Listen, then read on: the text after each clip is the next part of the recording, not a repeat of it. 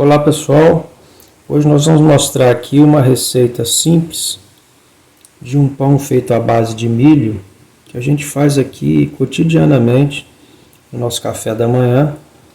E essa receita ela poderia ser feita com milho verde, mas a gente faz a partir do milho já seco, né? Que a gente colhe aqui no quintal e guarda. Mas com o milho seco a gente tem que deixar ele de molho aí 2 a 3 dias para ele amaciar, fermentar e também melhorar suas qualidades nutricionais. Uma vez que esse milho já está aqui fermentado, hidratado, a gente vai escorrer essa água, lavar esses grãos e bater no liquidificador. É óbvio que se você for fazer essa receita a partir do milho verde, a etapa de fermentação não é necessária. O milho verde é macio e você pode batê-lo diretamente. Mas aqui, como a gente partiu de grãos secos, né, é importante porque você amolece o grão, vejam como ele quebra facilmente, além das propriedades nutricionais que são acrescentadas ao milho depois da fermentação. Então, depois de lavar o milho, escorrer e lavar, nós vamos bater no liquidificador.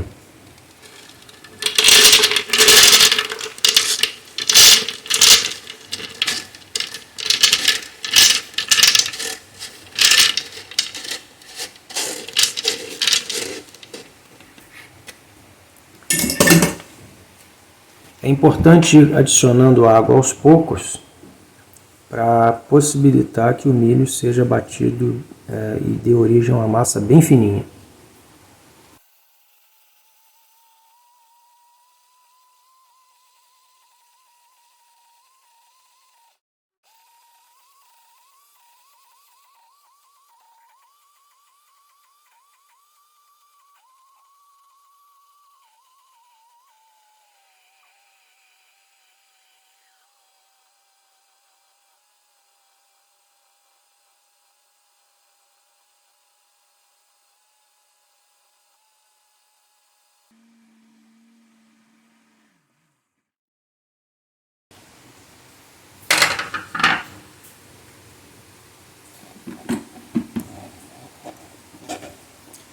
A partir desse ponto, a gente pode seguir por dois caminhos. O primeiro deles é coar esse material de forma a retirar as fibras, as partes do milho que são um pouco mais grosseiras. Ou, como a gente vai fazer aqui, não vamos coar e vamos utilizar esse material da forma como está para a gente fazer o nosso pão.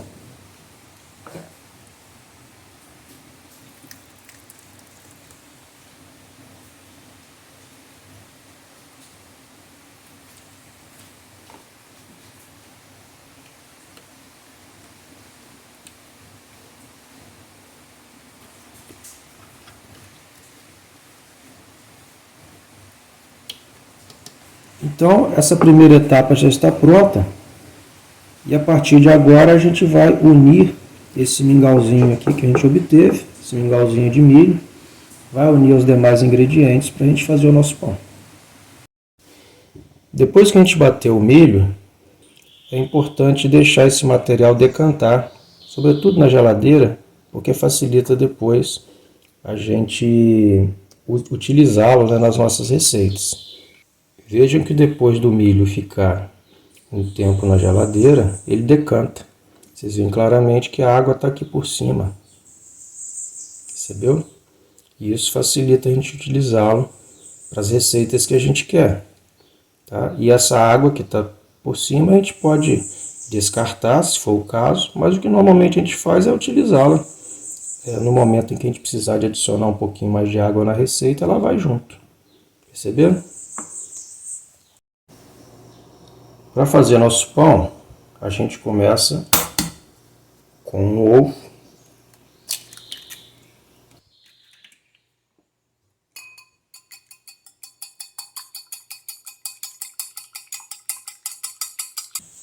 Agora vamos adicionar 3 colheres do milho que a gente bateu.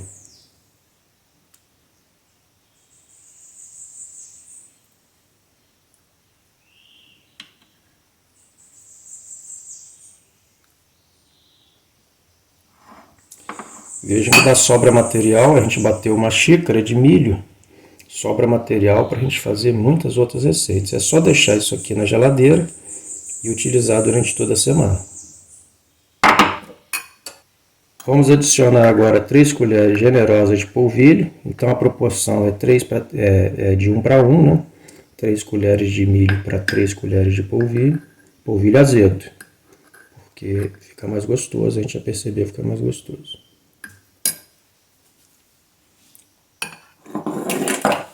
Uma colher de sopa de azeite.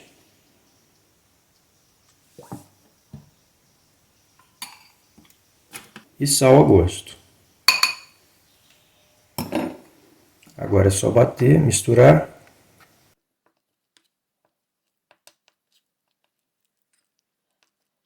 Se a gente sentir que é necessário utilizar mais água, é o momento de aproveitar aquela água excedente que ficou.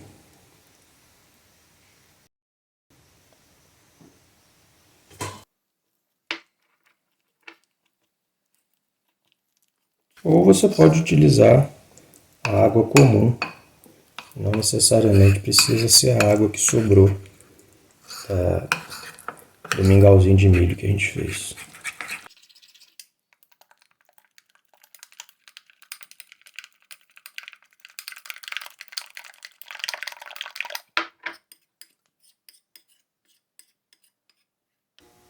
Então é hora de assar. Vocês podem utilizar uma frigideira antiaderente ou, como estamos fazendo aqui, utilizando uma crepeira, aquela panelinha de fazer crepe.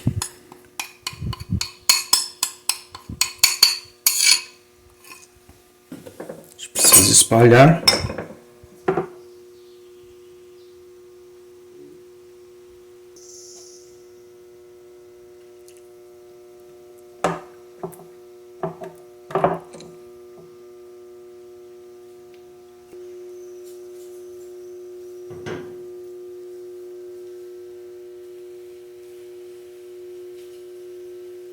Assim que for possível, assim que ela já tiver secado um pouquinho, a gente vai virar o nosso pão. Observem que vai dando bolhas por causa do polvilho. A gente não emprega nenhum fermento nessa receita.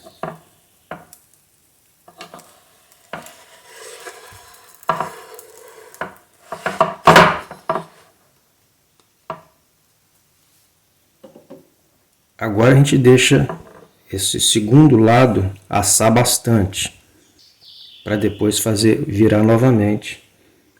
Como a gente falou, é importante fazer a primeira virada desse pão o mais rápido possível para que esse lado mantenha uma certa umidade.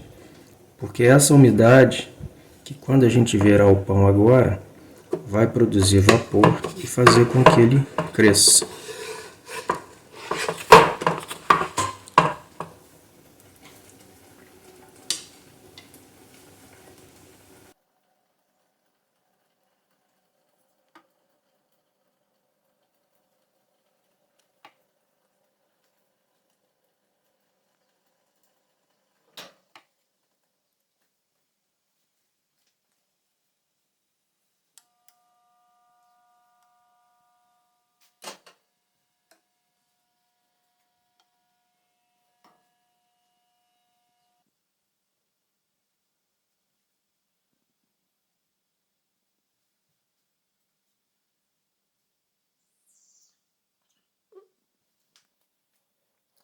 Vejam que de forma simples a gente está produzindo um pão muito semelhante àquele chapati, né, que é produzido sobretudo na Índia, de forma bastante simples e tendo por base o milho que a gente colhe.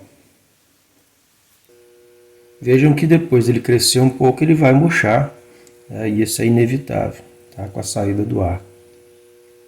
Pode-se tirar o pão a partir desse momento para comer, ou, como é o nosso caso, a gente prefere deixá-lo um pouco mais para ele ficar mais sequinho. Então já está pronto o nosso pão. Uma vez pronto, é hora de tirar da assadeira.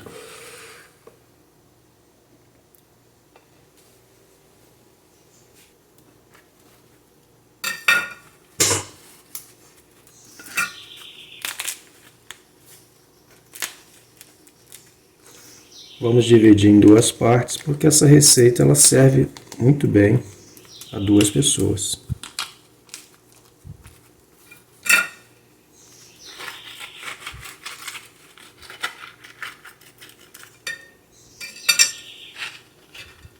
Bom, por hoje é isso e até mais, pessoal!